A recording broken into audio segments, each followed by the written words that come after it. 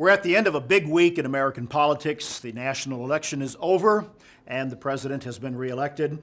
People are assessing exactly what took place. I've been reading a lot of commentary, like so many, watching what took place. We talked the other day about fear, and regardless of the outcome of the election, how one should approach that. I've noticed that people are still processing through, Steve, what has happened with this election cycle. It's almost like watching a football game and then Monday morning you've got to quarterback the whole thing over again and try to assess what happened. Yeah, so we've come to, in a sense, the morning after and an assessment. The other day, again, I talked about not being fearful. I was thinking this morning about the scripture in Philippians chapter 1 and verse 27, where the Apostle Paul, writing from prison, very discouraging setting, writing to a group of people who themselves were wondering about the future, and as Paul knew, they needed some encouragement.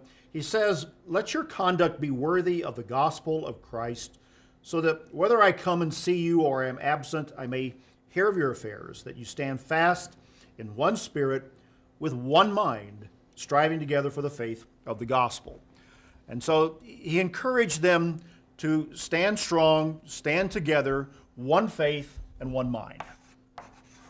I think that's an important aspect. Whether you're for that political candidate or not, so be it. This is the hand that we've been dealt. Are we ready to move forward in faith? We have to have that kind of an approach so that we're of the mind of Christ. Our faith is in God. We're directed that way to the greater hope that we should all have. And remember that we are the ones who make those decisions.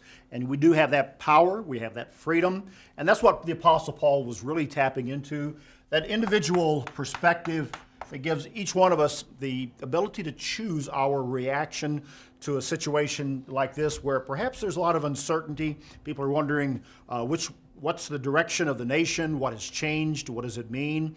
But when we are rooted in some very firm values, biblical values, and a relationship with God, with faith, one mind, and God's Spirit, then we can face whatever we need to with encouragement and with a positive focus to move forward. That's BT Daily. We'll see you next time.